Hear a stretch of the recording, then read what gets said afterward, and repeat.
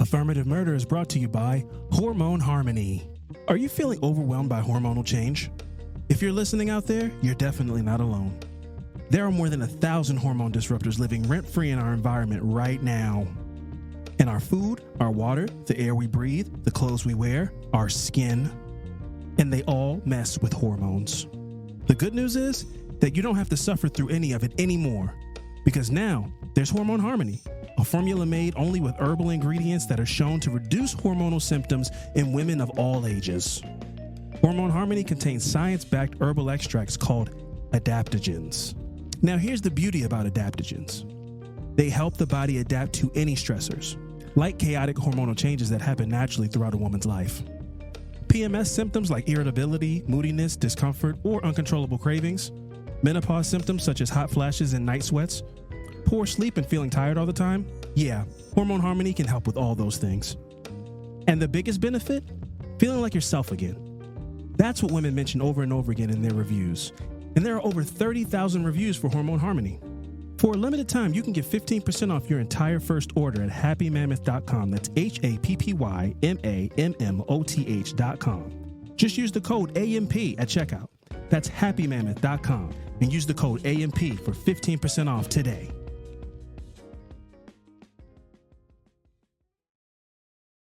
Affirmative Murder is brought to you by Diet Smoke.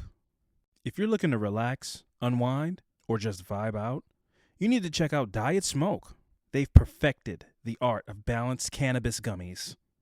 Made with all natural ingredients for the perfect experience every time. Whether you're easing into a chill night, sharpening your focus, or need help drifting off to sleep, Diet Smoke has a gummy for every vibe. And here's the kicker. They taste amazing and kick in super fast, so you're never left waiting. Right now, Diet Smoke is offering an exclusive deal just for our listeners. Head over to dietsmoke.com and use code AMP20 for 20% off your first order. That's 20% off your first order simply by going to dietsmoke.com and using Affirmative Murder's code AMP20 to get some of the best tasting cannabis gummies delivered right to your door. But folks, you need to hurry. This deal won't last forever. So go to dietsmoke.com, use that promo code AMP20, and unlock your perfect vibe today. Yeah, obvious, we got a problem here. And it's more than just Alvin streaming Punisher. When life begins to suck, who's reporting it? Luckily, you got your friends who you won't forget. Coming live, Alvin and Fran on survival. Laughing non-stop, case drops on a cycle. Louder than intrusive thoughts off an iPhone. How they make the world seem bright with the lights off? AFs, it might as well stay up. Lies being told like that dinosaur BS. Magnifying glass to the ground if they don't see us. Having the time, roasting your favorite pizza. Bougie ain't an option, it's the way. Take it to the grave, add moving to the place. You already know when they take the case. Laugh the pain away, it's Affirmative Murder. Hello, and welcome to another episode of Affirmative Murder, the equal opportunity true crime comedy podcast. I'm Alvin Williams, joined as always by my partner in true crime, Fran and Alvin. Oh, okay. Yes, wait a minute, Mr. Postman. Super Bowl's coming up.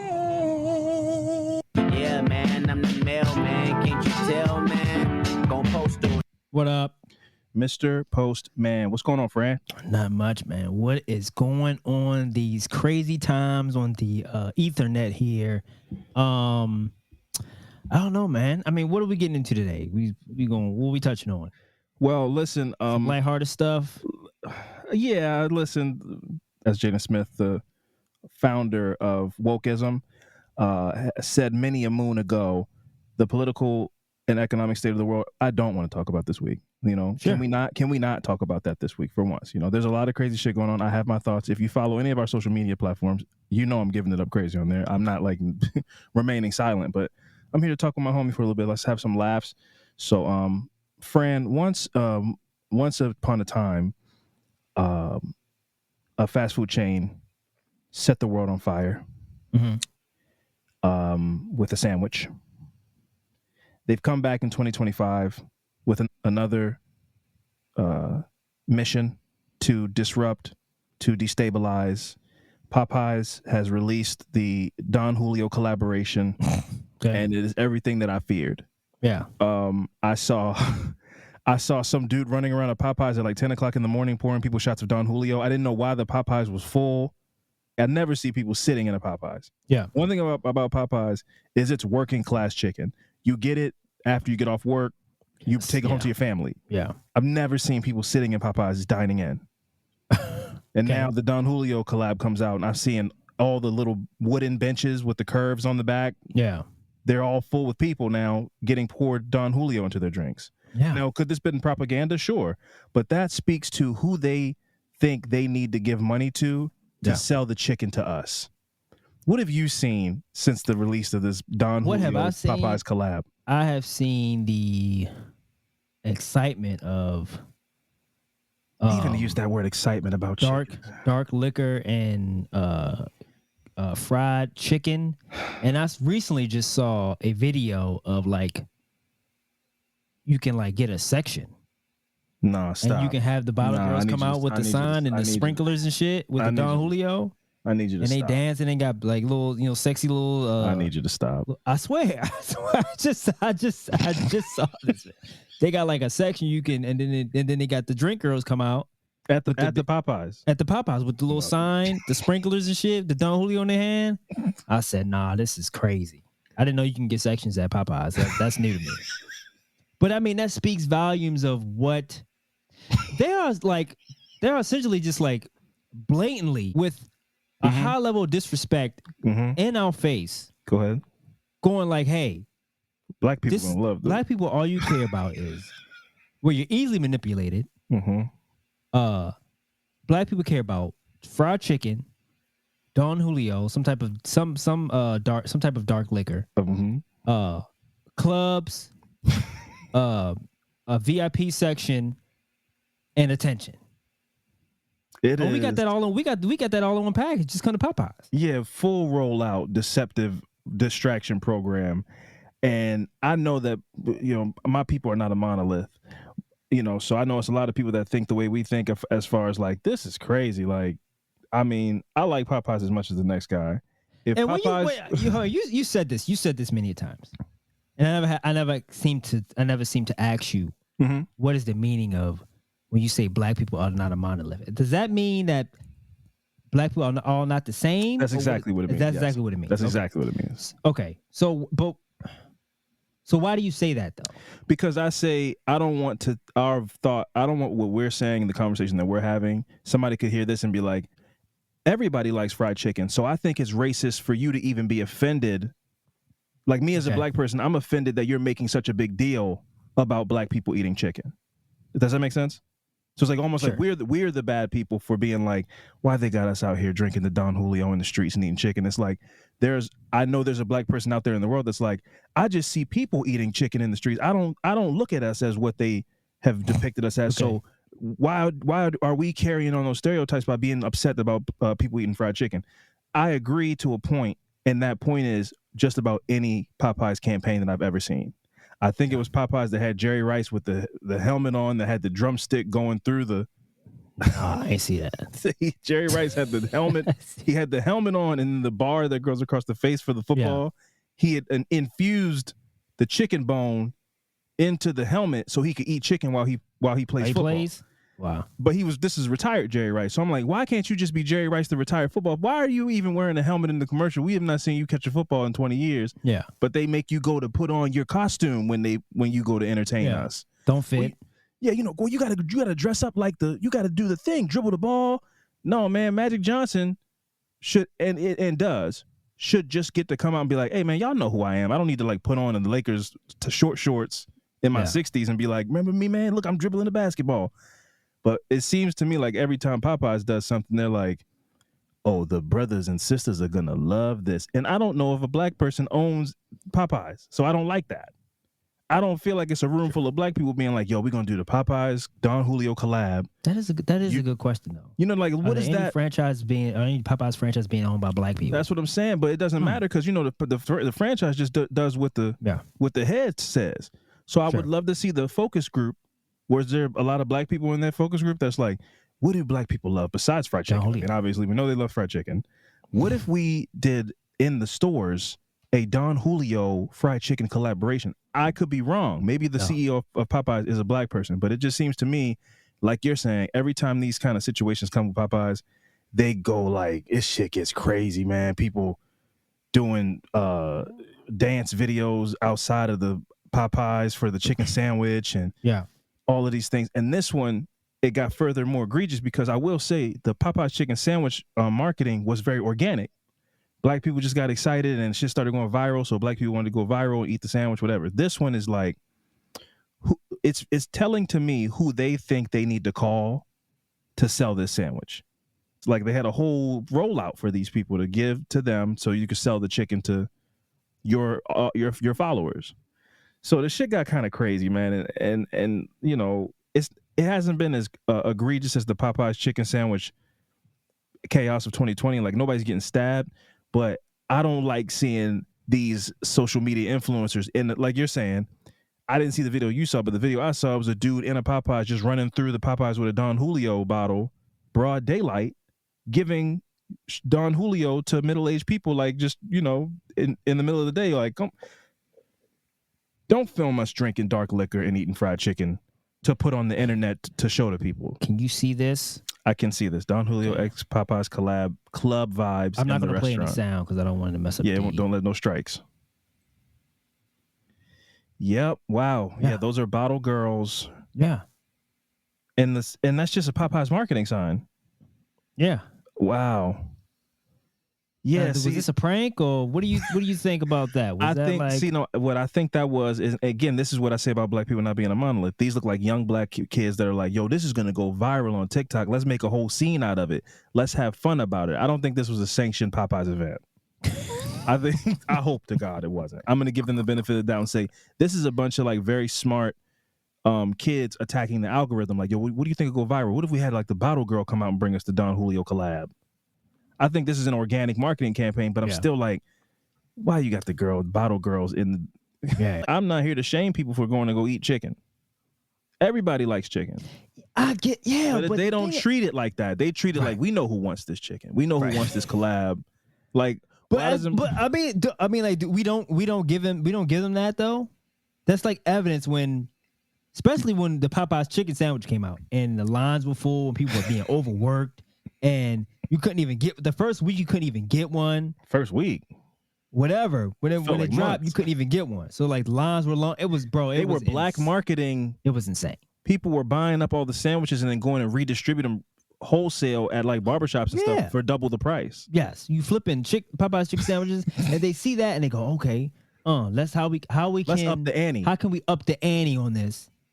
Don Julio, and then present it in like a Jordan box, where it's like, you know when you get Jordans and then you get like a T-shirt and shit. There's a box and then there's a box inside the box. Yeah, it's like this is insane. These are chicken strips. It's kind of like a that's meant for you to just hold on as some type of sentimental reasons with like it's gonna be resale value. Yeah, I remember that time. That's crazy. I got dead stock Popeyes X Don Julio collab merch from 2025. Yeah, it's 2040. You selling that for $10,000.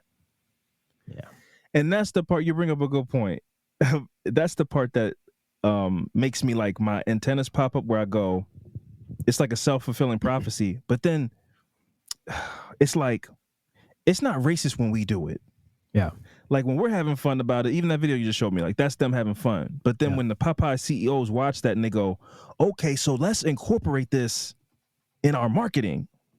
Like instead of just making a sandwich and putting it out, they go, how do we get some of that energy back from when they did the Popeyes chicken sandwich excitement? Yeah. Ooh, I know black people love liquor. What if we did a collaboration with a liquor company? This is when it gets racist, when they go, okay, we saw how organic fun looked. How do we make that businessy? This is no different to me than when in 2020, Pepsi was like, we see all these protests and George Floyd got killed and everything. I got it. Let's go get Kendall Jenner and have her go give Pepsi to a police officer in the middle of a riot, and then the riot stops because Pepsi's so delicious and crispy and quenches your thirst. And that was the commercial they decided to go with in the midst of like civil unrest and everything like that. This is a version of that to me, where they go, remember when black people were all excited and stabbing each other for chicken sandwiches? How do we get that back? But with our brains, not because we can't just we can't rely on black people to be organic again. What if they don't like the new sandwich with the crispy bun or whatever's in this box? Yeah. What if they don't get as excited about the Don Julio collab without us making more of a big deal about it? And this is what a big deal looks like to them. When they spend money on the marketing, this is what we get. Foolery. VIP sections in the Popeyes and people pouring liquor into people's cups at the shit looks crazy.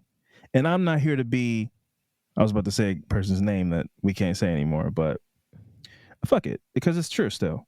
Once upon a time, Bill Cosby was a guy that was like, that's what he was talking. Yeah, he would be like, pull your pants up and stop eating chicken and come on. I'm not trying to be that. For many, I'm not trying to be Bill Cosby in any way, but I'm just saying, like, I'm not here to be like, hey man, we got to stop eating chicken. That's not what I'm here to say. I'm just saying, like, let's relax a little bit. We don't got to be so enthusiastic and all this shit about the shit and filming ourselves. And That's it doesn't the thing, have to. though. That's the thing. When we are showing, like you said, being enthusiastic and then giving all this energy of like a chicken sandwich, they go like, look, They love this it. is a hit. They love it. And it's just self-fulfilling. That's the part that makes me sick. Like, don't make them right in their racism. Yeah. Like, what did we do wrong? You guys clearly love it. Yeah. You guys are dancing and pouring liquor into you guys love Don Julio and chicken. We were right. You're eating it and drinking it at the same time. You're dipping the chicken strips into the Don Julio. You guys are loving it. And I'm like, not us. We're not monolithic. Yeah. That's why I say, because I'm like, just like I'm saying, But most of us do though. Most of us do what? Like fried chicken. Yeah, but like, why do you keep saying that when like you're like it's 50-50 when like no, that's not accurate. No, but like this is oh my God, I hate this conversation. But it is too. We love fried chicken. But like everybody loves fried chicken. That's my issue. Not like black people, bro. Not like black people. There's a different love. But we create. I mean, it's our invention. Like it's black. It's kind of like black culture. Right. But like okay, anybody, that's why we love that. But anybody, now, if you said watermelon, everybody loves watermelon. Yeah. Okay, that's different. That's not like fried chicken. Now, if they came up with like watermelon and like the Don Julio bottle stuck, you know what I'm talking about? Like a tropical drink, like it comes in a watermelon, like it comes like a coconut. No, that'd be crazy. If they had that, so you guys love this? A little tropical drink with an umbrella in it, and it's a little watermelon.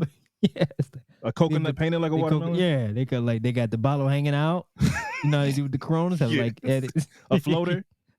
Yeah, floating out of a watermelon. Yeah. They had one of those. Like that'd be insane. That's like a side. Yeah. You can get the upgrade. Get extra Donned out. Extra Don. The double Don. You get the Don Julio mini hanging out of the watermelon bowl. Yeah, man, we love fried chicken, man. I just stop saying it though, cause stop. We don't love fried chicken. I'm not. Look, you don't love fried chicken. Don't ask me that. You don't love fried chicken. Don't ask me. Don't ask me. Don't. So ask you don't me love that. fried chicken. I'm not acting like I don't love fried chicken, but don't ask me that. Do you or do you not? This is the thing, right? I'm not trying to sit here and act ashamed of liking fried chicken, but I'm just saying, like, this is why I say the not monolithic thing, because there are people. Don't ask me that. There are people that are here that will hear this conversation and be like, "Why are you guys so obsessed with the idea of black people eating fried chicken?" Everybody likes fried chicken. That's one end of the spectrum. But then there's the other end of the spectrum that's like, I fucking love the Don Julio's Popeyes collaboration, and who are you to tell me not to eat it? So I'm like, we're not here to speak. We're not saying that for all black people, because all black people think differently. From our perspective, and there are other people who have the same perspective as us, I assume. At least there's two right here having a conversation with each other. The shit looks a little crazy when you get too excited about it. Yeah. We don't need to jump about kick our heels. We don't. It's like we don't need to do that.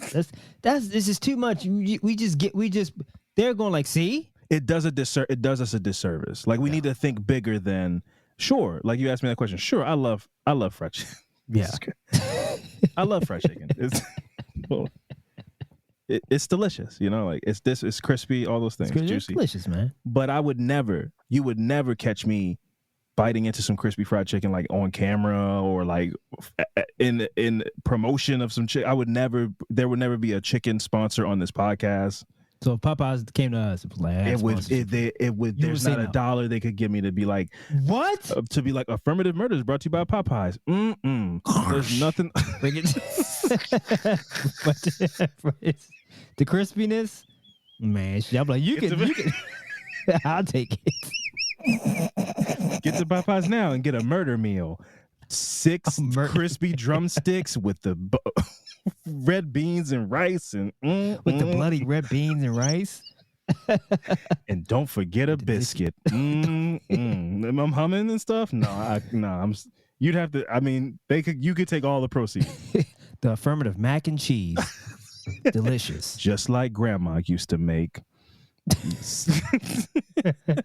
I'm salivating just thinking about it. Yeah, like walk, don't run. Get to a Popeyes before all the chicken's gone. I'm not saying that. I'm not saying that, bro. I'm not marketing that. I'm not promoting that. You not promoting that? I can't do it, bro. I can't.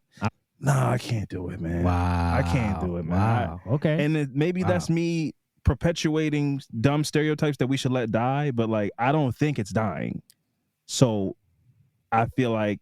But why wouldn't you take a sponsorship of Popeyes if everybody loves fried chicken? If I had full creative control of the marketing campaign, maybe to where you might not even know it's a chicken commercial.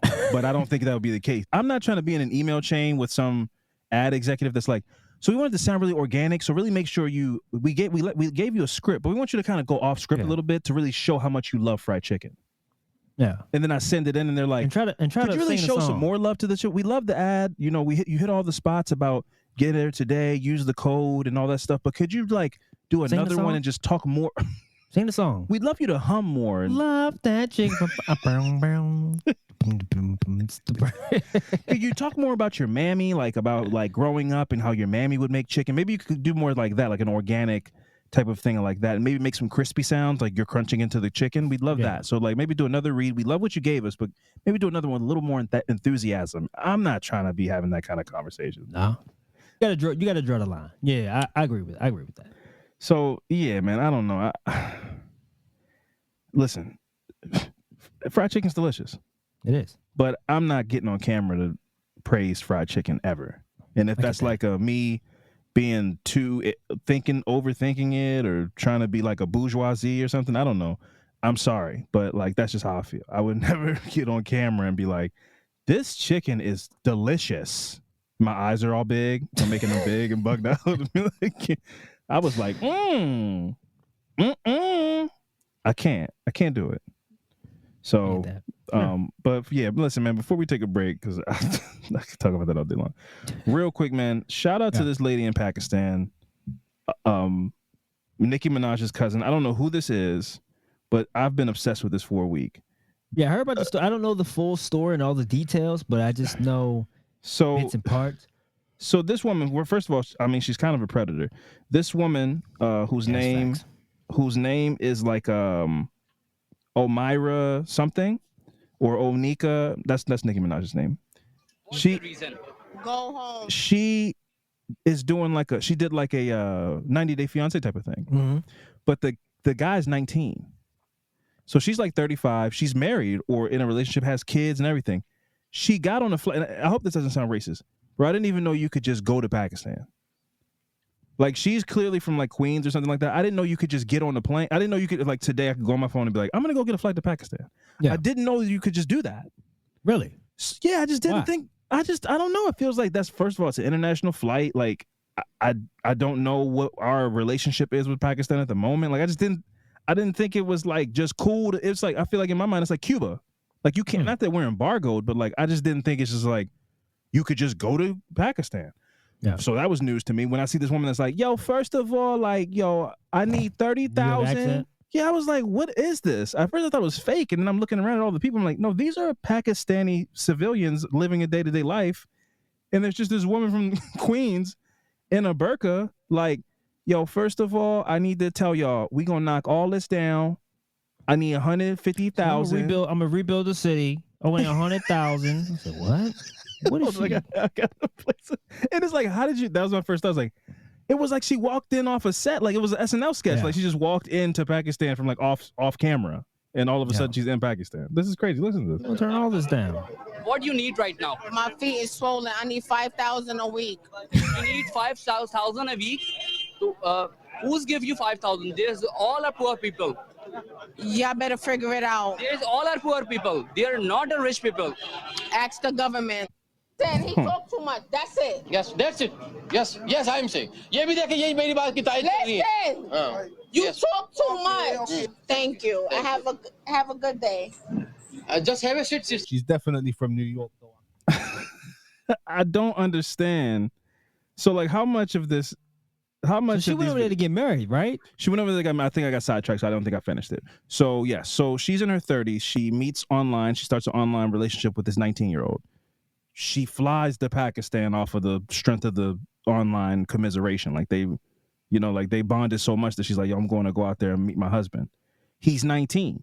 She shows up, a grown ass. She's like 34 years old. She shows up. His parents, because he lives at home with his parents, they're like, nah, what is this? Who are you? Yeah. Yo, I'm here to meet him and get married. We're going to go get married in Dubai. They were like, nah. Slammed the door in her face, and she just never left. And so she basically is down the street from his house and is on the news like, yeah, I'm here, my husband, we're married. We already got married, but we're going to go have a ceremony in Dubai, and I need $100,000 from the government of Pakistan, and she just won't leave. So we need to go get her. Money to leave? Like, what's happening? Her family's come out and said she's out of her mind. Like, clearly, like, everything about this is a mentally ill person. Like, but she's got such New York confidence that you're like. But when we say that, mentally ill, but I've been like, bro, she's in Pakistan. I get that, but crazy to them. Right, but she was able to get on a flight and go to Pakistan. That's true. I mean, now that she's there and she won't leave, now she's crazy. She was crazy when she bought the ticket to go to Vegas. She was always crazy. She was always crazy. She just is functional enough to be able to go buy a plane ticket and get on a plane. I don't think she got on. I'm sure the plane ride was crazy too, but just not too crazy that she got kicked off the plane. Yeah. So and now she's there. She's going full blown crazy. I can't stop watching the videos. Flying to Pakistan is crazy. Flying to Pakistan is crazy. Like that's insane. Like what? I just couldn't believe it. So yeah, this lady's out in Pakistan talking wild, crazy. I think these are like political activists that they're having a meeting about trying to get some shit done in their country, and she's like, "Yo, I need $250,000 wired to me by Thursday," and they're like, "Okay, yeah, thank you very much." She's like, "No, first of all, praise to Allah, Lord be to Allah, and all of that. I'm married. I'm a Pakistani." Like, and they're humoring her. But eventually they're going to stop humoring her. And I'm concerned about this woman. Somebody just decided to hit her in the head with a rock. Like, get the fuck, what are you talking about? Why are you yelling at everybody, talking to everybody crazy? She's out there talking to people wild. Where's she like sleeping? Remy Ma. She's talking to them like Remy Ma. She's like, are you dumb? She's sleeping like on the street? I don't know, but I am obsessed and fascinated. I don't know what she's doing. I don't know where she's sleeping. But I'm concerned for her safety. But I'm also like, this is fascinating and hilarious. But I'm also like, when this stops being funny, I get the same kind of vibe of like early Orlando Brown when it was like, yo, what's he doing? Climbing the telephone pole and talking about ooshkash gooshwash? And it was funny, but then you go, but all right, it's not funny to me anymore. I'm concerned. Now it's still funny to me, but it's starting to turn like, where is this lady sleeping? And is she okay? Like, are these people dangerous? Like, are they getting fed up with her? And once they're fed up with her, what happens then? So that's starting to set in. It's still funny when I see some of the clips, but there was one, she was on the phone. She was eating food and on the phone. Like, yeah, no, I need a jet brought to me. I'm not going anywhere without a jet. Make it happen. Yeah, I don't understand why she's not. I don't understand the whole, I'm not leaving until I get whatever. Yeah, she's very indignant. I don't know why she thinks, why would they need to give you money? But she's going to cause an international incident, man. Like, they're going to have to go negotiate. This is going to be like, okay, I said I didn't want to talk politics. But she could just leave, though. She just doesn't want to leave. She can leave until they decide, like, yo, put her in jail. Like, until she crosses a line that makes her get arrested. And then the second that happens, because this is viral enough, Donald Trump's going to go get her to be like, I'm going to get some good favor with black people. Oh. I would have said that if this was his first term. He can't get reelected again, so she has no chance. They're not going to go Brittany Griner her, like to go get her to get some favor from the people. They don't need that now. So if anything happens to this woman, nobody cares. Like, the government is not going to negotiate with Pakistan to retrieve you. So they need to get her home before they don't think it's funny anymore. And I don't think they think it's funny. I think they're making a laughing stock of Pakistan on TV and on the internet and shit. And they're gonna get sick of her. And somebody that's like anti-American is gonna be like, yo, fuck this lady. I'm gonna go fucking I'm gonna go fucking kill her. Like that's a real concern of mine. You on there being wild, arrogant American in this other people's country, like, yo, give me money, fuck, shut. She told the dude, he was sitting there, he seemed like some kind of elder, like he had like respect. She's like, yo, shut up, you talk too much. I was like, yo, what is happening?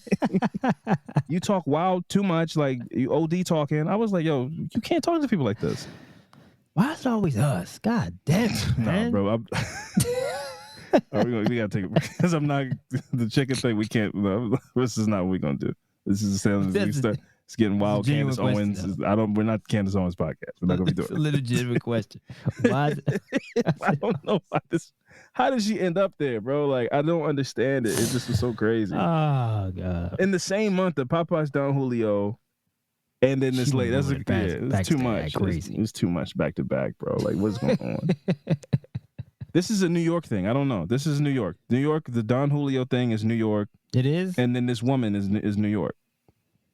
So New we York gotta have. I told you how I feel about New York at this point. I want nothing to do with it. I'm a huge fan of New York, and I'm like, I want nothing to do with New York. I don't know what's going on over there, man. I don't know.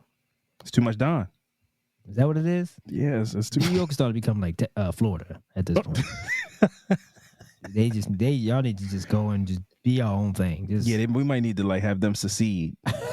I thought that during the pandemic when I was like, these are the kind of people that live in New York. Like, I mean, I wasn't surprised, but I was all that like, man, bing bong, yo, I'm in the yard with the dogs. I was like, yo, what are they talking about? I was like, this shit is crazy. I was like, y'all need to just. Y'all gotta be yo, Al Roker, suck my dick. I was like, yo, why are they so obscene and just saying random things? Like it was like crazy. I was like, why are you mad at Al Roker? They were just into anybody. Yeah. Yo, I'm out here with the John Collectors on. It's 4:00 in the morning. You know what it is. You heard? I'm like, what is going on? But it's a lot of Don. A lot of Don. Is that what it is? A lot of Don? Apparently. I'm good on New York for a little while. Yeah, they got to settle down a little bit. I wouldn't say it's as bad as Florida, but it's its own special blend for sure. Yeah, for sure. Yeah.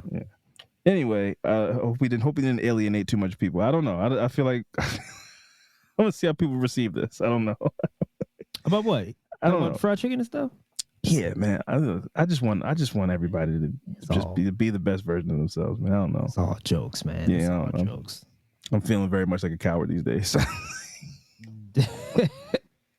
Like I don't want anybody to get any kind of ideas about anti-blackness or any. Not over here. Of course not, man. Yeah. Look, I love chicken, so I don't know. Wait, man. Listen. Hey, listen. We're gonna do it. I love fried chicken. We're gonna take a quick break. I would never be ashamed of my love of fried chicken. Now I'm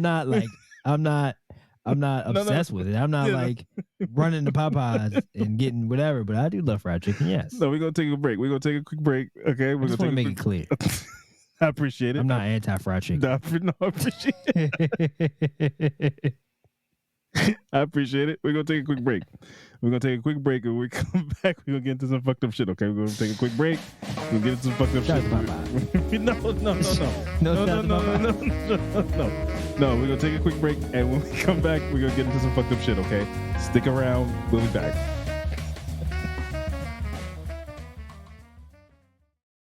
Have we told you guys about Magic Mind? They're a company that reached out to us some time ago with one thing in mind: mental wealth. And that starts with the 5 pillars: sleep, diet, exercise, stress management, and exogenous compounds. And they've compacted all these amazing things into 2 shots. The Magic Mind Mental Performance Shot, which I start each morning off with. It's such a jolt of energy for me. And Magic Mind Sleep, which helps me fall asleep faster and get a deeper sleep after a long day. Now, to be clear, the Magic Mind Performance Shot is not a replacement for caffeine, but they work in tandem in a great way. And it feels great to not have to sacrifice one thing for another. And one of the best things about Magic Mind is that it's 100% safe, with all the ingredients being third-party tested and sourced from the best suppliers. In fact, Magic Mind is so confident in their product that they guarantee a 100% refund with no questions asked for 100 days after buying. And if you act right now, you can get 40% off the Magic Mind bundle by going to magicmind.com/AMPJAN. Get that mental wealth up in 2025 with Magic Mind. Affirmative Murder is brought to you by Factor. Are you ready to lock in on the nutrition tip for this year? Factor has chef-made gourmet meals that make eating well easy. Not only are they dietitian approved, but they're super convenient by being ready to eat in 2 minutes. So you can fuel up and feel great no matter what life throws at you.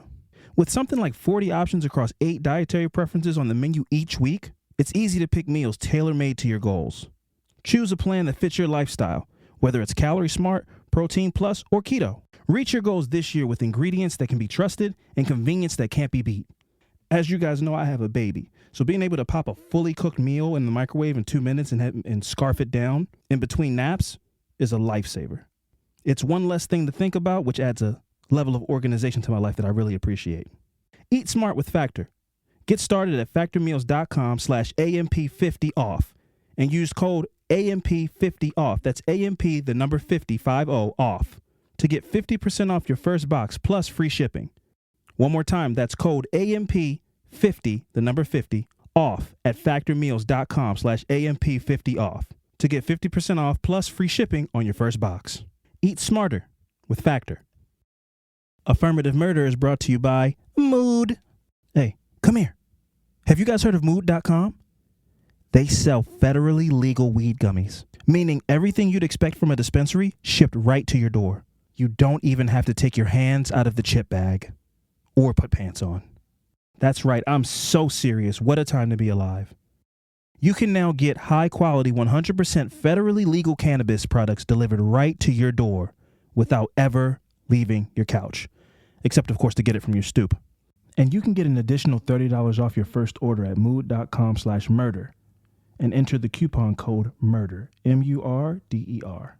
Mood partners with small American farms to bring you amazing, high-potency THC gummies, home-baked cookies, top-shelf flour, vapes, and more, all of which are third-party lab-tested and backed by a 100-day guarantee.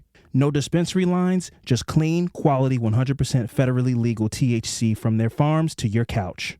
Best of all, not only is every Mood product backed by a 100-day satisfaction guarantee, but, as I mentioned, listeners get $30 off their first order with code MURDER. So head to mood.com/AMP, check out their online dispensary, pick what you like, and let Mood help you discover your perfect mood. And don't forget to use the coupon code MURDER when you check out to save $30 on your first order. Get in the mood with Mood. All right, and we are back. Fran, we live in a world currently where it seems like it's becoming illegal to talk about Black history. The federal government is not acknowledging anything having to do with Black History Month. But it's Black History Month. And I remember there's this clip of Morgan Freeman from a few years ago where he was like, I don't celebrate Black History Month because we should be celebrating Black history all the time. And those are the kind of sentiments that, like, you used to be able to get away with, and I would agree with, where you go, no, man, I get that. Like, why should you need to tell me when to celebrate Black history? We could just do that all the time. And then you find yourself in these times where it feels like they're actively trying to erase Black history.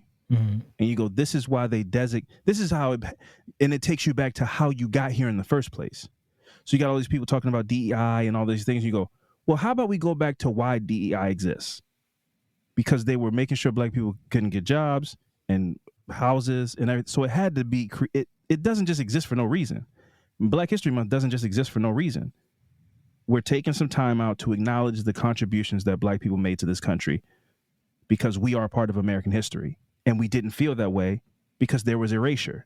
We don't learn about the Tuskegee Airmen like that in school and all these things. So it's like, let's take a month where we're going to acknowledge the people who did amazing things to help make this country what it is. Because if they had their way, they would make it seem like we had no part in it. Yeah. And we just got here, we're slaves, and then they were nice enough to stop letting us be slaves, and then that was it. Now we're just out here, whatever they think about us now. And there was a lady, I can't remember her name, I would give her credit, but I saw a video of her, she was doing an interview, and she said, Black people are the stain on America that they just can't rub out. And that is why they want to roll back all these things and stop talking about Black history, because you can't celebrate American history without explaining who that Black person is in the corner of all these pictures. Yeah. We're like, yeah, we came here, we conquered, we brought civility and all these things to this barren land and democracy and shit. He's like, well, what is all these people that's in chains and over here in this corner? No, don't worry about that. Or like in the late 1960s, it's like, oh man, yeah, America, we went to the moon. It was this amazing time of thoughtful rocket scientists and shit. And it's like, well, why y'all? What about all these videos of people throwing milkshakes and busting black people over the head with bricks because they trying to eat at the lunch counter? Yeah. No, don't. So it's like we're always there, raining on their parade of like celebrating the accomplishments of the West, because there's this class of people that were treated like shit and continue to be treated like shit, and so you don't get to celebrate your things that you think you're doing so great because you always got to sit here and annoyingly explain like, oh yeah, those are the people we brought over here in boats, and then we like abandoned them to their own devices, and then some people found a way and a lot of people didn't because they were so disenfranchised, and then we assassinated their leaders and stuff, and then burned down the cities that they try to make for themselves. But don't worry about that. Have you ever heard of the Ford F-150? We made that. So, yeah, I will be celebrating Black History Month a little harder this year because, you never know when they will make it cease to exist. That's a real possibility. And I'm not being hyperbolic. Like these are the times that we live in. They might next week just be like, yo, we're going to no more Black History Month. Like celebrate Black history on your own time. That's a personal thing. That shouldn't be required. That's where we are. So, it's crazy. Yeah, it's very crazy. So this week we're going to be discussing a dark time in American history. This is the story of the Mississippi burning murders. I think that this is a very timely story as far as when you talk about DEI and voting, disenfranchisement, and all the things that people have been complaining about over the last couple of years, and the fears about people's voting rights being attacked and under siege and everything. This is a real instance of that. This is an example of it and how violent it could get. So on May 25th, 1964, members of the Council of Federated Organizations, or the COFO, and its member organization, the Congress of Racial Equality, or CORE, the members Andrew Goodman and Michael Schwerner spoke to the congregation at Mount Zion Methodist Church in Longdale, Mississippi, about setting up a freedom school. Schwerner implored the congregation to register to vote, saying, "You have been slaves too long. We can help you free yourselves." This is 1964. These people in Mississippi, they didn't have the right to vote in Mississippi. Like he was going and speaking to black people. They were disenfranchised and they had no participation in the American process. So they just got whatever scraps came. If they built their own school, whatever, they had no help from the government. So in June of 1964, this was the start of Freedom Summer, which was a 3-month initiative to register Southern black voters, which was led by this federation. And Andrew Goodman and Michael Schwerner were two people that were sent down to Mississippi to galvanize black people to get out and register to vote. I think we did a story a while ago about a white woman who was like leading. Yeah, she was on freedom buses and things like that. Yeah. They end up killing her. This is very similar. This is a very similar story.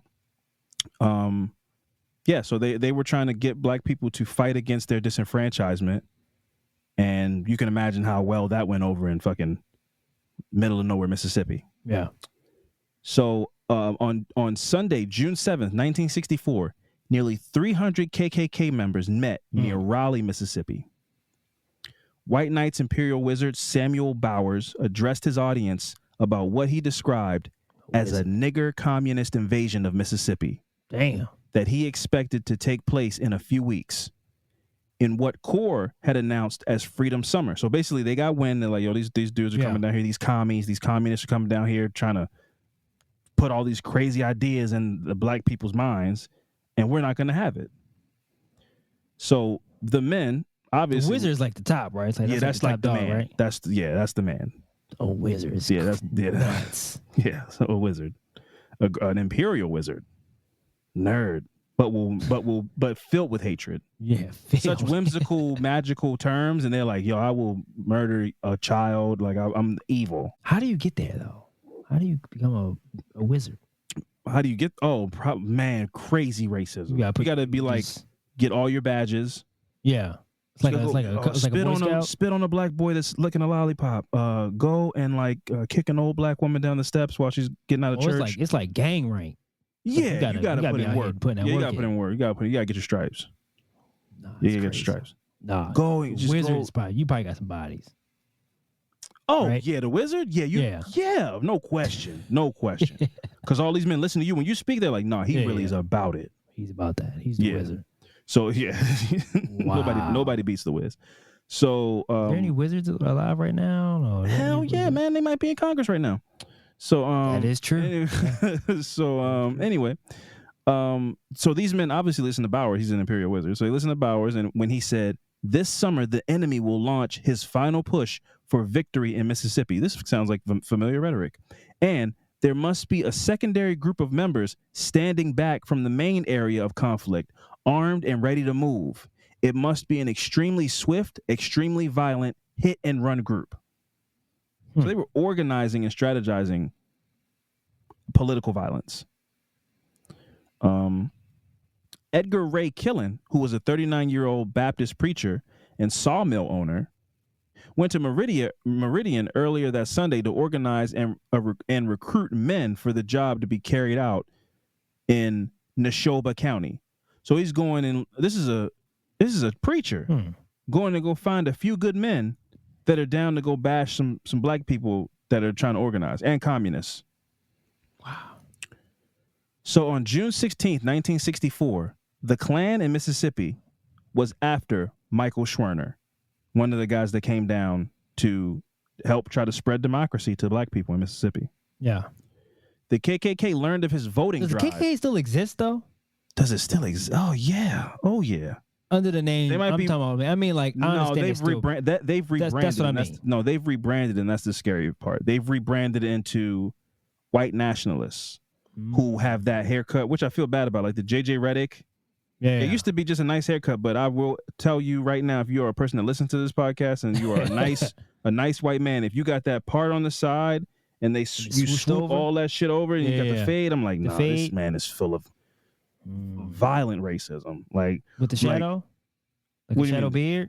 Oh my God, what? Yeah. You. I look at that guy. I'm like, if you catch him, he might just start talking about some shit like, well, black people got an extra bone in their foot. I think we do have extra. I got extra bone in my foot. No. These guys promote crazy race science about white men being superior and the brains and they went from just being loud and ignorant to like, I'm going to take a sliver of science that I read one time and base it in racism to try to sound intellectual. That's the thing these days. People take a 1% of some shit they learned and like extrapolate into a whole philosophy about why you shouldn't exist. And so the KKK might not exist. Why black people shouldn't exist. Why black people shouldn't exist. Why gay people shouldn't exist. A whole bunch of stuff. But the KKK might be in low numbers because they're all just like, well, why don't we go over here? We get to have nice haircuts and wear suits and feel smart. So we'll just become in one of these groups like the Stormfront, or they got all kind of new groups now. Whereas like, I'm not in the Klan. I just believe that white people should be with white people and black people should be with black people. But I'm not a fucking, even them, they'd be like, I'm not some fucking dirty, toothless KKK member. Like they look at Klan members like they're dirty. I wonder why is that? Because they want to be taken serious. They want to be the elite white people. So they can't be seen as like fucking bumpkins.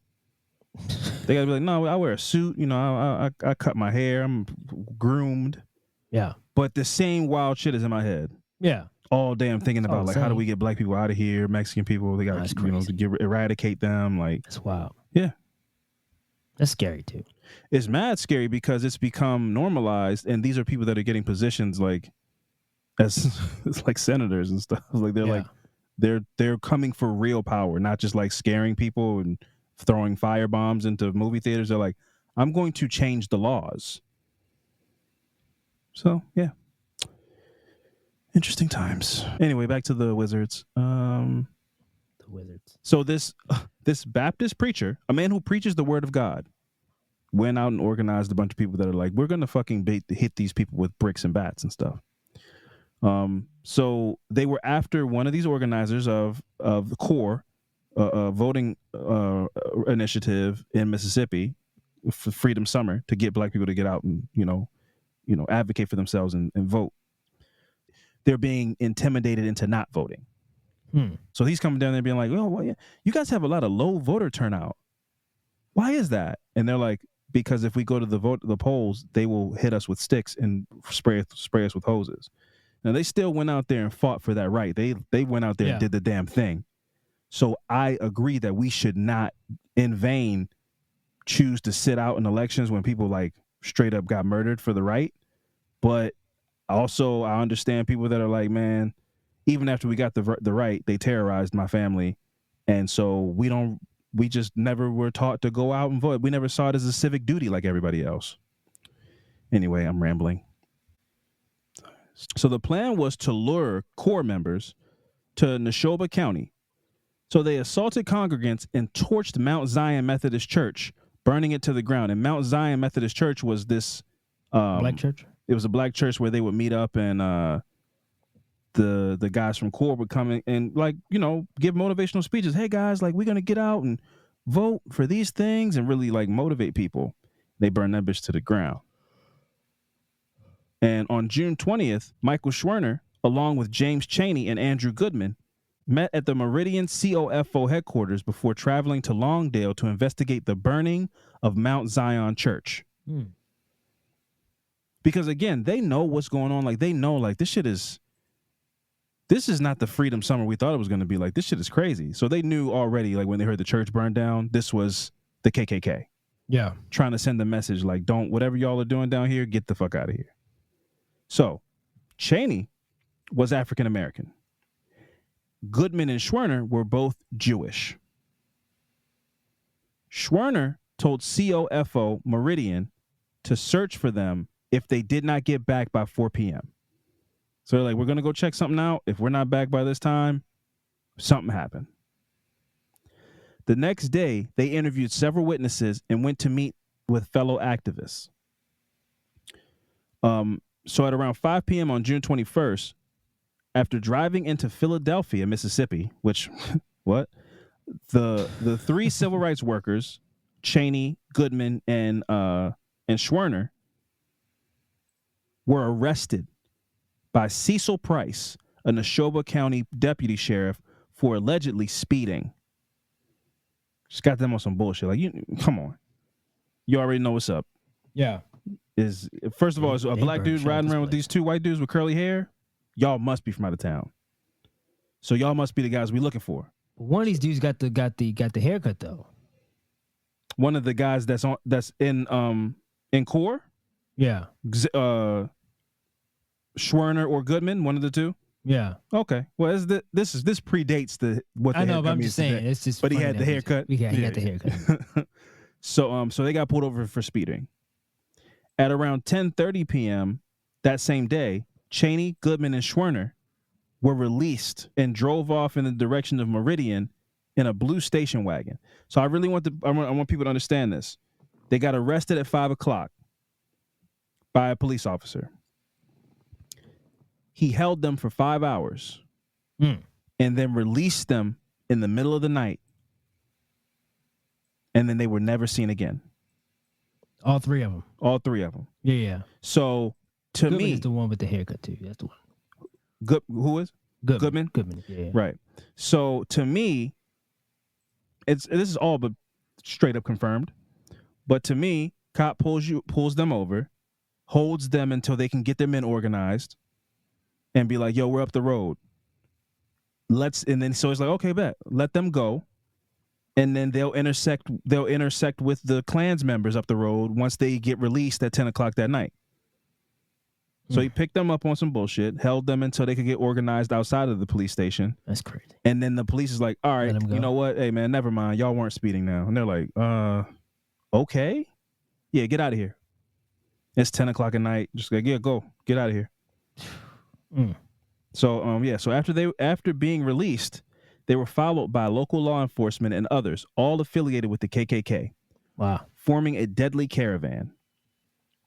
The workers arrived at Pilgrim's store, where they might have been inclined to stop and use a telephone booth, but the presence of a Mississippi Highway Patrol car most likely dissuaded them, so they continued south to Meridian. So that's crazy, right? You see this convoy of trucks and shit following you, and when you think you might try to go pull over and ask for help, one of the cars in the convoy is a police officer. So you still have to weirdly, this is why I'm like, I couldn't imagine living in these times, where you go, so the police is with the Klan? Yeah. So what do you do with them? Because it's like, all right, well, if one of them comes up to me, I'm going to hit him with a brick. You can't just hit the cop with a brick. Yeah. So you got to weirdly respect his authority, but also understand that, like, he's on their side.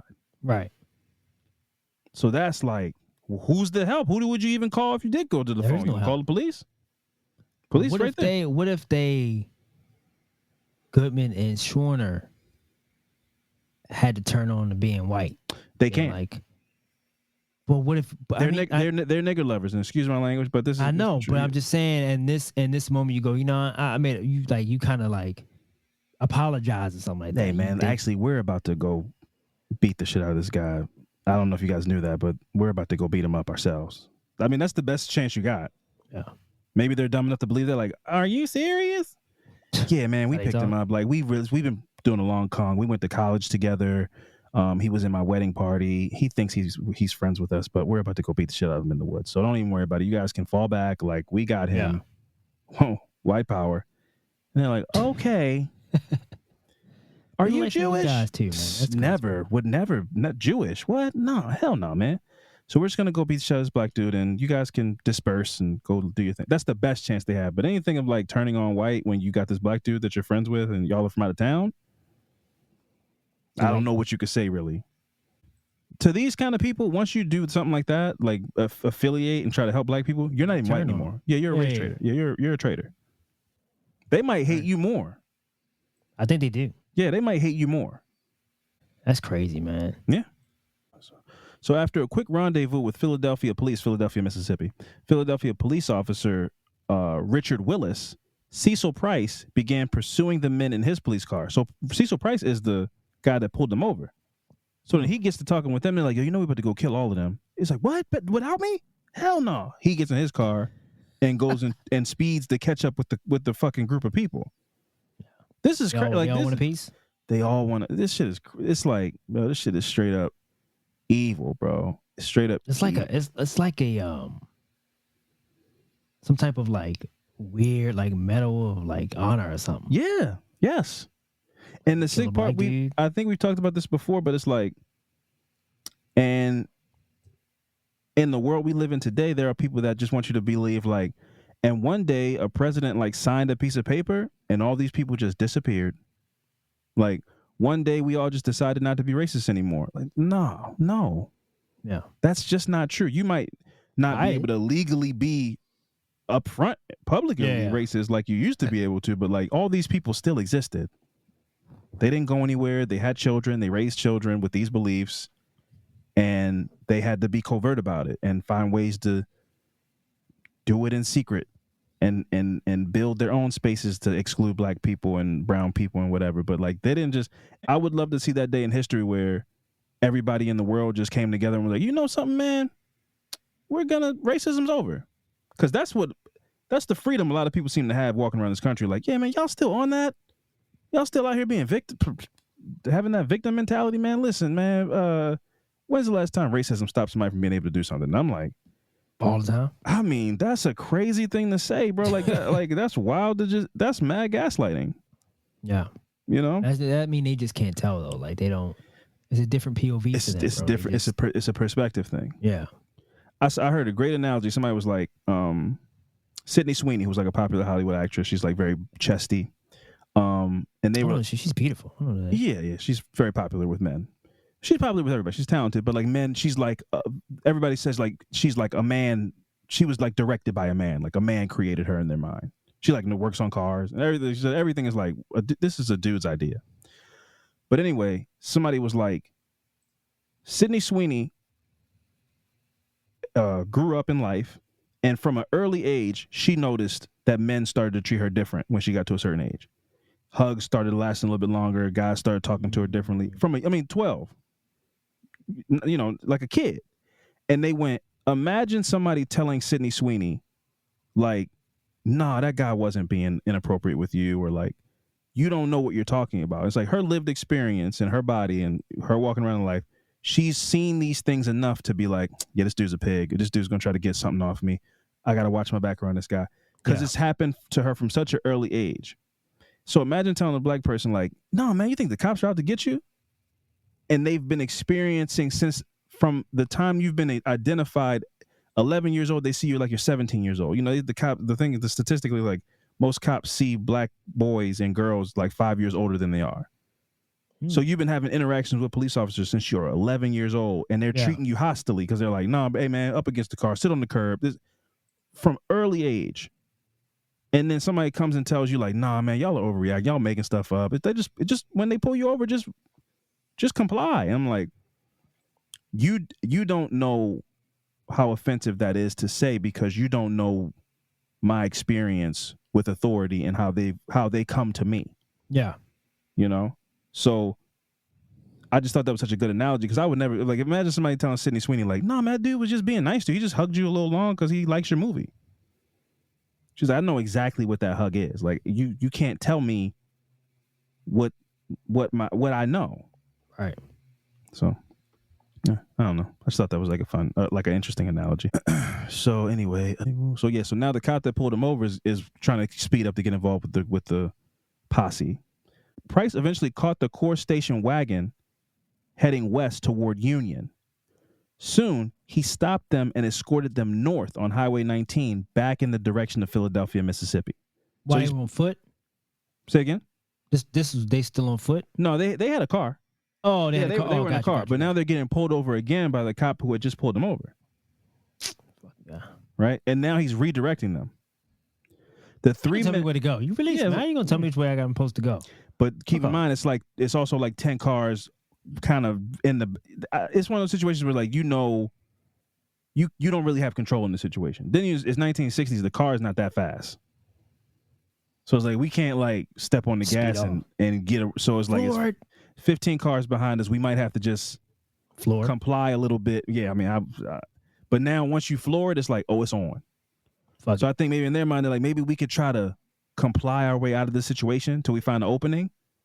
So you get pulled up. But they again, already, nah, bro. You get pulled over by the cop. I think in this moment, you already know. You see what's up. This is not going to end well. Yeah, you see what's up. Then you get pulled over by the cop. Which is, I'm one black man. Nah, floor that shit. You going to go down, we going to go down fighting. Fuck it. That's how I feel. As soon as I get a whiff of like, nah, this shit, something's not right, bro. All these cars behind us. Now the cops coming. He's pulling us over, like telling us to go somewhere else, to follow him. Yeah, this shit, fuck that. Put the pedal to the metal. Mississippi. It was 1964. That's what I'll say. I mean, I'm still not going to go, but it was 1964. That wasn't that long ago.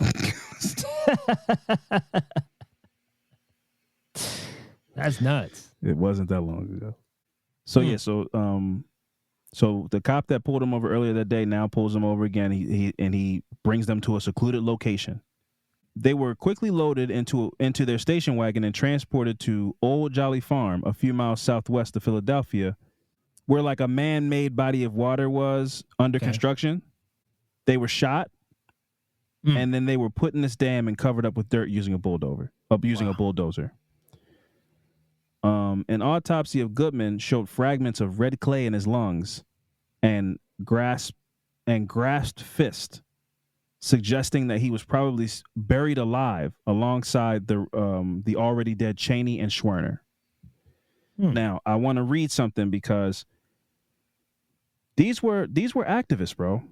So Andrew Goodman actually wrote a letter to his parents because he was so proud of the work that he was doing. So this was on June 21st of 1964, the day before they were murdered. He wrote a letter to his parents, Mr. and Mrs. Goodman. He said, "Dear Mom and Dad, I have arrived safely in Meridian, Mississippi. This is a wonderful town, and the weather is fine. I wish you were here. The people in this city are wonderful, and our reception was very good. All my love, Andy." So it's just like, this is a young activist, man, trying to make his mark on the world, do some good, do what he thinks is good, whatever you want to say, you know. Yeah. There's plenty of, you know, well-meaning kids out here trying to do good work and be politically active today. And I couldn't imagine one of these kids going out and trying to do good in the world and meet a fate like this. Buried alive with the dirt that you're buried in your lungs because you're trying to breathe. You're so desperate to breathe that you suck in dirt. Yeah. After all three of them were buried, Price, the officer, told the group, "Well, boys, you've done a good job. You've struck a blow for the white man. Mississippi can be proud of you. You've let those agitating outsiders know where the state stands. Go home now and forget it. But before you go, I'm looking each of you in the eye and telling you this. The first man who talks is dead. If anybody who knows anything about this ever opens up his mouth to any outsider about it, then the rest of us are going to kill him, just as dead as we killed these three sons of bitches tonight. Does everybody understand what I'm saying? The man who talks is dead. Dead." Notified of the disappearances, the Department of Justice requested FBI involvement. So this is where this shit gets crazy, right? Because this shit is, keep in mind, this shit has been going on in Mississippi for decades. Yeah. Like black people turning up, Emmett Till, all the, like, just, you say the wrong thing, look at the wrong person, you end up dead. So. If you're black, anyway. Right. No, but they just killed two Jewish dudes from up north. Right. So when they called in the Department of Justice and the FBI, shit started moving.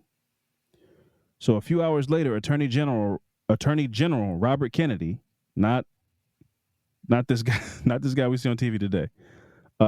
Robert Kennedy asked the FBI to lead the case.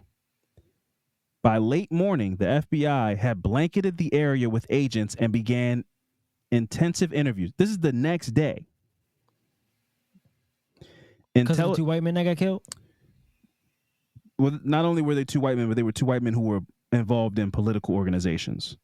So they had some juice. But yeah, I mean, yes, them being white was a major factor in like this being an accelerated response.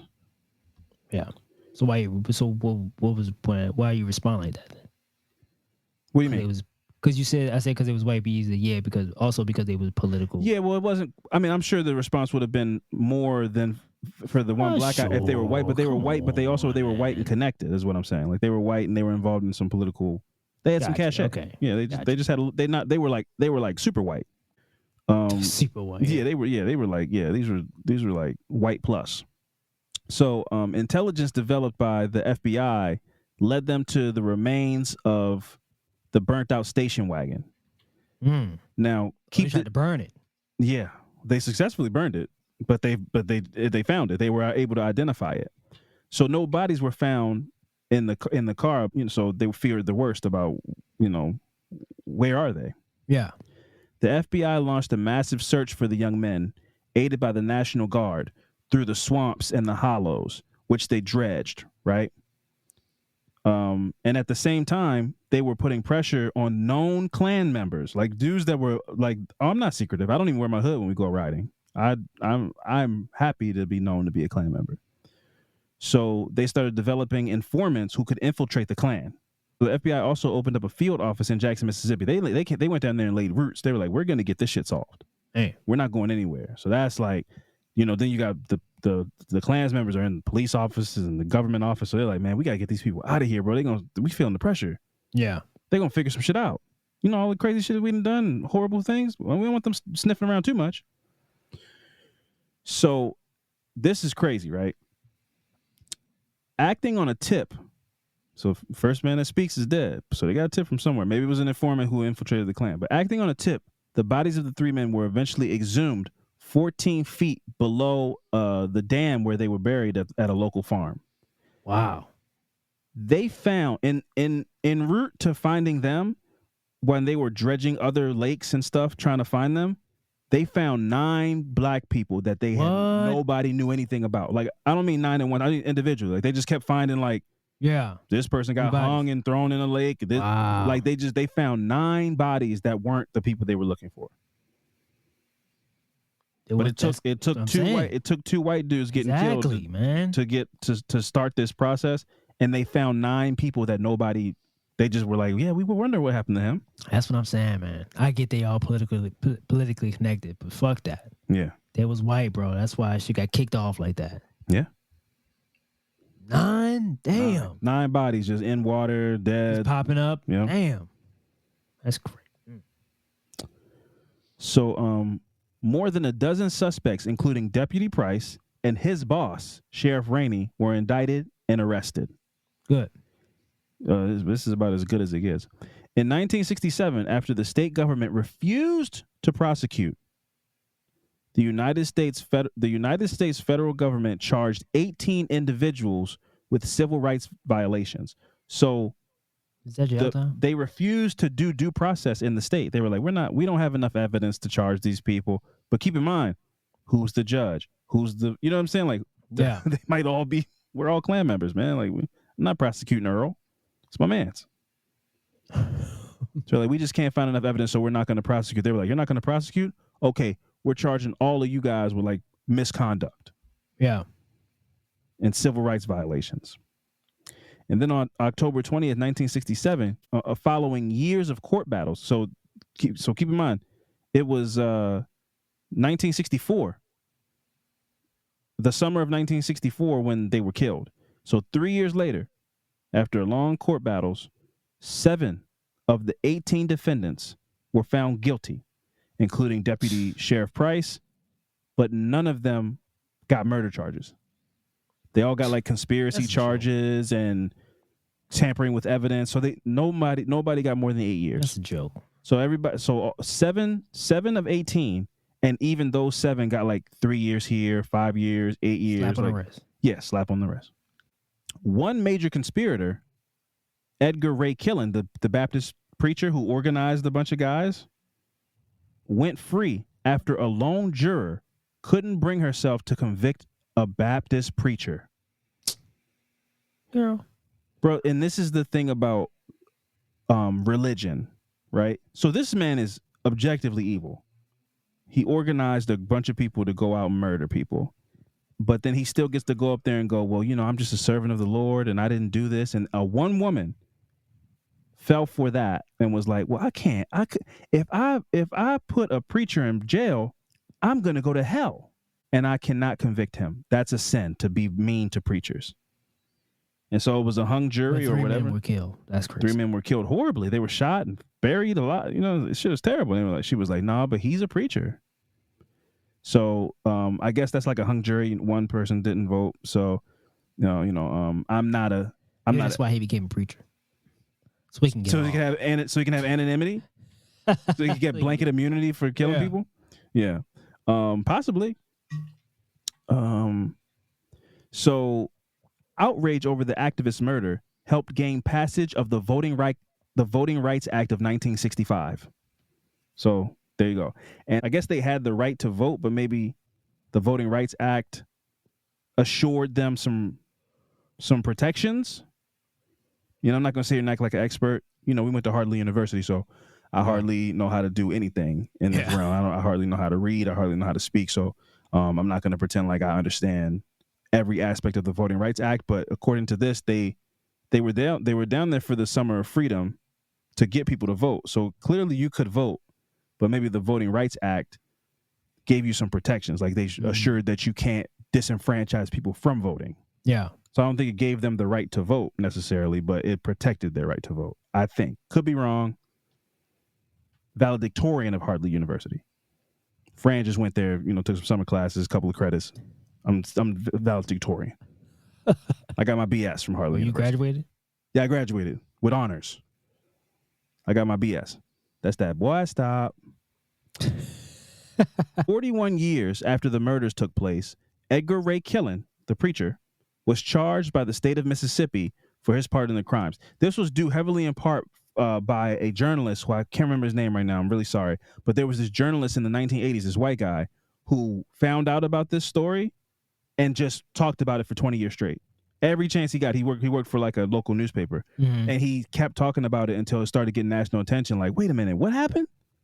So this guy, he organized this whole thing, and then these people got killed, and he's free, and him being persistent and never letting people forget about it.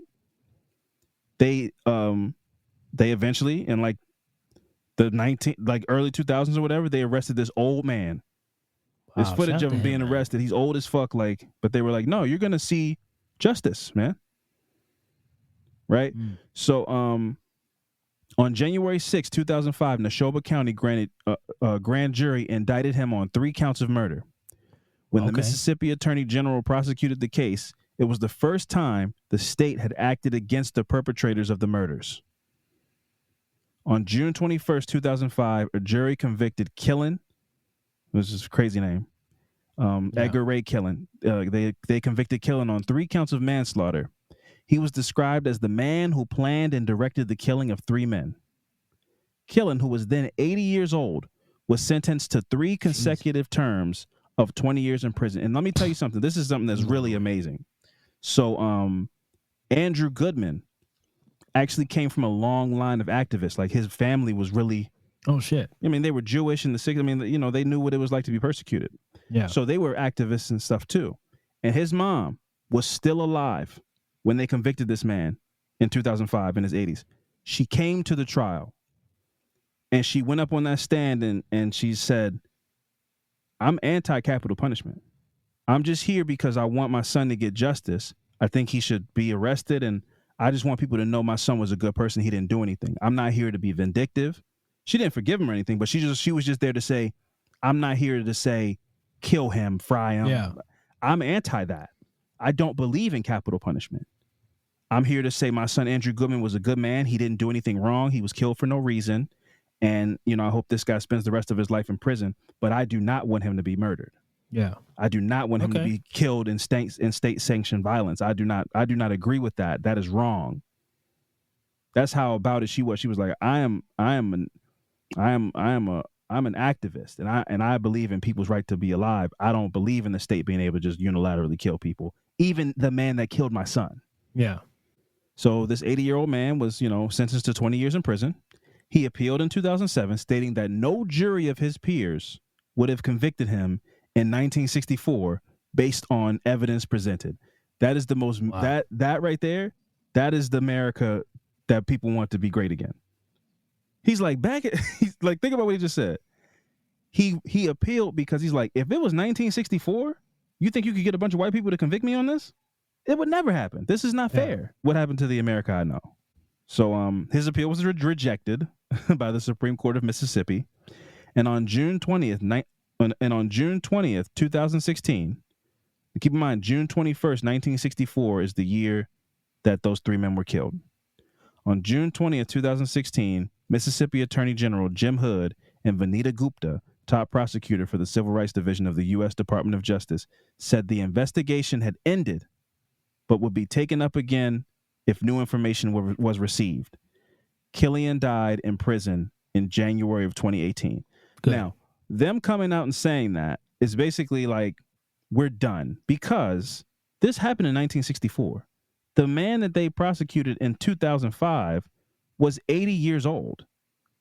What do you mean if new evidence is received?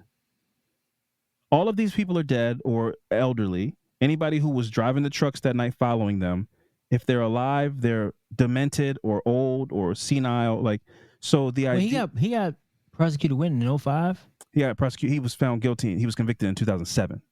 No, I'm sorry. He was convicted in 2005, yes. Oh, so he went on to live for another, like, 10 years. Yeah, like another 10 years. I mean, he died, he was like 92 years old. Bro, that evil lingers sometimes. Like, it's just like, you can't, it's hard to kill evil like that. Is that the secret? He's a wizard. Oh, yeah. Yeah, you forgot. Yeah, you know, yeah. But I thought he was a preacher. Well, he could be both. You know, who says who says you can't be one without the other? That's true. He might have been a wizard preacher. That's how he got extra juice. The wizard preacher. The wizard preacher. No, being evil racist is the key of living. Oh yeah, it's like AG1. Yeah, it's like natural greens flowing through your system. That evil, like vile, vehement racism. It's like a elixir. Yeah. Yeah. For some. I wonder if Betty White was racist, because she hung on for a long time. She didn't seem racist, but I don't know her behind closed doors. But she was around for a long time. That's true. Yeah, she was holding on. Thank you for being a friend. Yeah, shout out to Betty White, man. Yeah. Unless she was racist, Unless she was racist. which there's no evidence of. But so shout out to her. Avoid all states, avoid all city states. Yeah, I don't want to All live cities that's not in the right state. are named after major cities in other states. Yeah, I don't want to live in. I don't want to go to anywhere. I don't want to go to Los Angeles, Indiana. I don't want to go to any of this shit. I'm definitely not going to any place like that. It's like a little town is just Mad I don't know, racist. man. Somebody needs to make a TV show of that or something.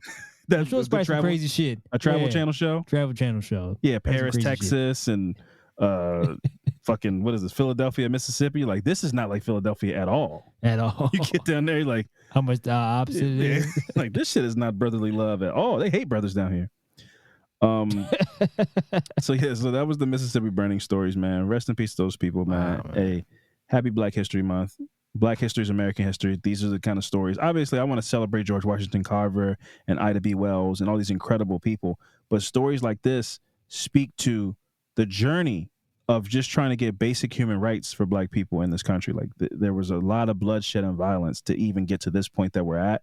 So to see people rolling back those accomplishments and trying to strip them away is very disheartening. Yeah. Because when you know how many people died and fought and got bit by dogs and got their heads split open with batons to get what the things are that are on the books today, it really is disheartening. Hey, man, it's all coming to light, man. Yeah. So, but yeah, so that was the Mississippi burning murder stories. I think stories like this are important. I think that American history and Black history are intertwined. You cannot separate them from each other because you don't like how it makes us look or whatever. That's not an option. If you're going to tell the story, you got to tell the whole story. And as long as there are people here that know the whole story, you got to keep it going because they will do the best that they can to erase it. They will tell you, oh yeah, well, we brought some people over here from Africa and we wanted to take them out of the crazy conditions they were living over there. So we brought them over here. We gave them religion and they worked and, they built things for America, but we fed them and things like that. And then one day we decided to stop doing that and then just let them become citizens. If we do not fight for the right to preserve history, the story of slavery in America in 100 years will be, we came over here willingly and it was a great relationship and we were all friends, but the plantation owner was kind of more like a boss, like a CEO, and they were just workers. They will let that be the story because they don't want people to feel bad. They would rather not feel bad than tell the truth. And so if you have an opportunity to tell the truth or learn the truth, you have to do that. It is more important than ever. Anyway, Fran, watch anything good lately? Hate to get so heavy, but we started off about the chicken and everything. So this is what we do here. We go all the different ranges of emotions. But now let's get to recommendations corner. I did start watching Paradise. Yes, or as we call it in Baltimore, Paradise. Yeah. Thoughts? It's good, man. Great show. Did you watch episode 4? 4? No, I didn't know it was the most recent one. It's the most recent one. It's the newest one. Came out this week. No, I had to rewind 3.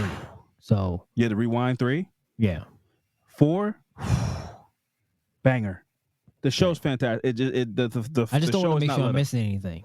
So I'm like, that's good. The show hasn't let up though. Episode 4, also another great one. The show has not let up. I love it. Sterling K. Brown is great. James Marsden, the president, he's great. He's likable. Sinatra, bro. My question is about her. Mm-hmm. She's Elon Musk. What is she? She's a self-made billionaire. Self-made billionaire. Who made this city? No, but she's a is she part of like some type of government or something, or like? No, she represents because this is her creation, right? So she's just so James Marsden is just like a mascot to make, because he was the president. Gotcha. I don't want to spoil it. Okay, so it's like they're comfortable with you. She's the real leader. She's like the Illuminati. Got you. Except she likes to be seen. She's behind the scenes. The president answers to her. Right. So Sinatra's like the real. She's the real deal. Got you. Okay, got you. She's really calling the shots. Yeah. She's great too. Yeah. She's like annoying. She's kind of like Marty Bird from Ozark, like neurotic and whatever, but gets shit done. So yeah, Paradise is really, really good. Great show.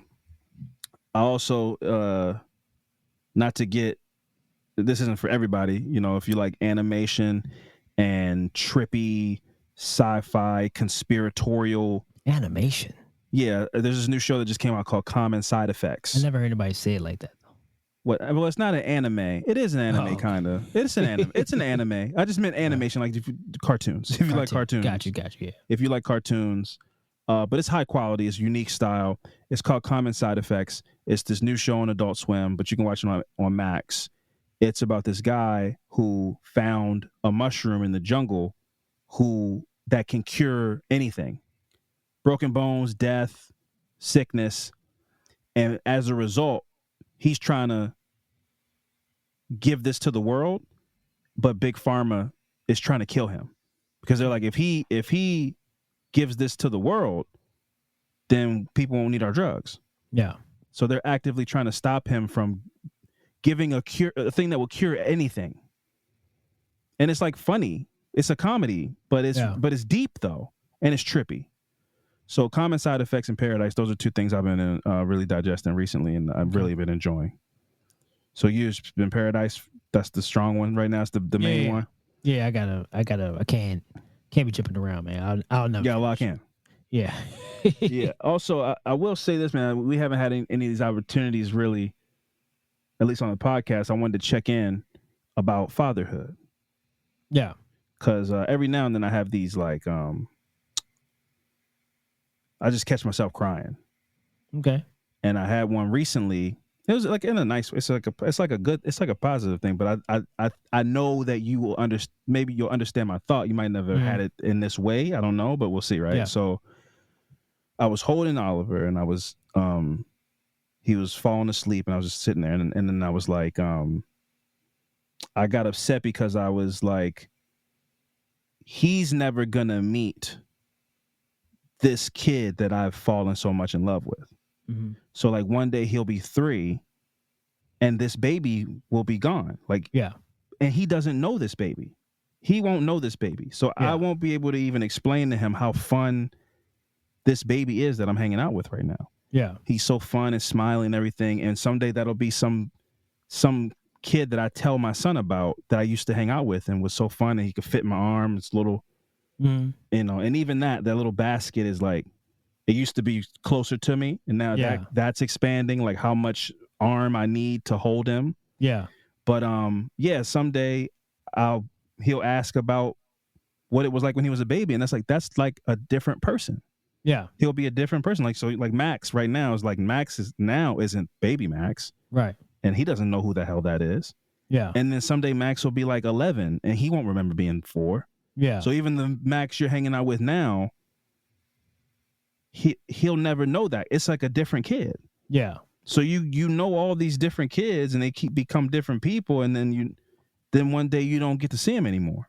Like one day 4-year-old Max that's fun and shooting basketball, he'll be 13, and it's like those are two different people. And you just have to mourn that 4-year-old kid. Yeah. And I just was like shedding tears while I was holding my son, because I was like, he'll be gone someday. Like this baby won't be here. He won't be a baby anymore. Yeah. So that's when you're going to have another one. Is that what they say? I don't know. I wasn't crying that hard.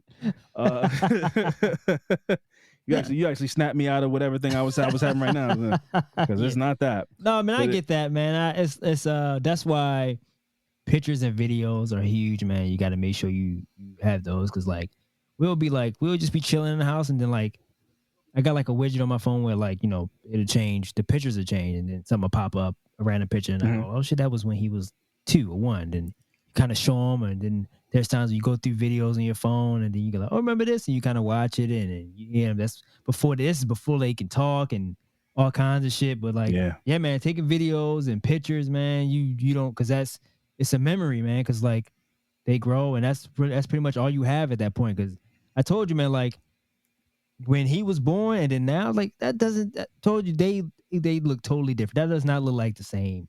Just visually, doesn't look like the same person. But yeah, man, you got to make sure you kind of find a way to hold on to those memories, man. But I get that. The only problem, the time I had when, and this is kind of different from what you're talking about. I had a time when I don't think I did this with Max. I think I did it with Sophie when she was I think she maybe was like 1 or something like that. Where like there was times where I woke up just in tears, like bawling out crying because I'm like, because I had this thought of like, I don't know if it was a dream or nightmare. I don't remember what it was, but it was a time I was going through where I was like, I have to make sure I have to do my best and kind of control what I control to make sure I'm here. Because if I'm not here, it was just like, I don't even know why I was going through that at the moment. And it was just like, I can't go. I cannot, because like, what is she supposed to do with it if I'm not here? Or like her and her mom, like, I was like, and I was just waking up and just crying. I'm like, what the fuck? I mean, I get why I was doing it, but like me waking up out of a sleep and just being like, I gotta go to the other room and kind of get myself together. Yeah. Like that was, I don't even know. I never even like looked up why that was happening or like if has anybody else ever went through that, but it was just like, it was, I guess because Sophie was like my first child and she was a baby and stuff. I don't know what it was, but I can't explain it. But that shit was, I went through that for maybe like a couple weeks and I kind of got past it. But those couple weeks I don't know what was happening, but it was just like, I can't go. I don't know why. I just don't know why I was having that thought, but I was like, I cannot leave this child and without a father. I don't know why I was going through it, but it was so weird. And I was like, and I just never talked about it because I never heard anybody else bring up something like that before. So it was just, No, I get it, man. Like, I don't. Maybe we're not in the right groups or something like that, but I don't really hear about how emotional this shit makes you. Yeah, and now I've experienced it. Like, I mean, I knew it was like an emotional experience, but I mean, like, literally the week that he was born, that Billie Eilish song, "Birds of a Feather," which I had heard that song 1,000 times, but once he was born, I just heard it. You hear it, different. Like, you really hear it about like one day I'm not gonna be here. And so I want to enjoy every minute I can enjoy. And then I don't even want to come to terms with that idea. Of like, one day I'm just gonna be gone. And you just gotta figure that out. I don't want that to happen. And that's like, and that will like consume you. For sure. You know, all that stuff when people are like, I sold my bike, or like, I get all that shit now. I used to be a bungee jumper. I quit. As soon as I had my kid, I'd stop doing that. Stop riding motorcycles and shit like that. Like, because you really like, this is dumb. My dad used to have a motorcycle and he was like, he got in an accident too, but he was just like, I kind of get I had to let that go. I can't because like it's not even about being young. It's just like you got to become more responsible. You can't just be out here doing crazy shit. Living like you have no responsibilities now. Like, nah, that's just not a thing. It's like we all got to go, but if you have a family that you're responsible for and you're actively doing things that's like deadly, I don't see how you do that, because the thoughts that I have in my head all the time, I'm like, well, how I drive, everything. It changed everything about me. I'm It's not even, it's not, but it's also not even about, it's not about that even. It's like just little shit. It's like, I don't play basketball like as much because I'm like, if I blow a knee, it's a wrap. Like I gotta feed my family. I gotta like I can't be out here jumping around going crazy no more, bro. You just can't play basketball every now and then, sure, but like how we used to, like that's not a thing anymore. I can't if I blow a knee out, bro. I can't. My job relies on me walking. If I can't walk, I can't fucking work. My kids don't eat. Look at how they look at. I used to be 19 years old, bro, not a care in the world. Now I'm like, well, I can't get sick right now. I can't. Let me not just go into this crowd of people, because if I get sick, then I can't go to work, and my son is gonna starve. I go to the extreme. It may not be extreme. It might not be that extreme, but like you just can't. You can't help it. You really can't help. I'm constantly thinking about it, and then I'm constantly like on the brink of tears all the time. Yeah. They're happy tears, but it's also sad tears at the same. It's just hard. It's just like Yeah, constantly. it's kind of it's good to kind of have somebody else to have those comments, because like I have other friends who have kids, but I don't talk to them as much. So it's like it's kind of cool to have somebody else to talk to about things like this who was kind of like starting from the beginning. Yeah. So it's like, and then you bring up certain things like, oh yeah, I did. I wasn't the only one having those type of feelings or going through that thing at the time or whatever. So like, Yeah. that's all. It's always good to hear shit like that. Yeah. Yeah. So yeah, I just wanted to check in. We should do that more often. Yeah, I for was sure. like, I was just having that thought, and I was like, man, shit is. Why am I crying, bro? I'm trying. I just got a little YouTube lullaby music on. Yeah. Just fed him a bottle, put him down. Yeah. Because man, it's like you look at that snoring, head was falling back. Yeah, man. You see him, you go like, bro, I've created this person, this beautiful human being right here, who does no harm. Like it's crazy, bro. Like, man, until they get older and they start breaking shit and all kinds of stuff, and then that kind of stuff it fades away a little bit. But and that's what I'm saying. I'm like, I would love for you to have met. If you could have met the kid that I was holding some time ago. You out here scribbling crayons and shit on the wall. Yeah. This baby would never do that. No. Now look at you out here wilding. No. You got to meet him. He would teach you a lot of stuff about being calm. No. Sophie, like, I don't know who the hell it is. My firstborn, man, when she was a little girl, and then she was just as sweet, and I come home and she run through the door. Now it's just like, hey, Dad. Right. I get it. It's not. I don't take it personal, but I go like, all right, I can't hug or nothing. Damn. Yeah.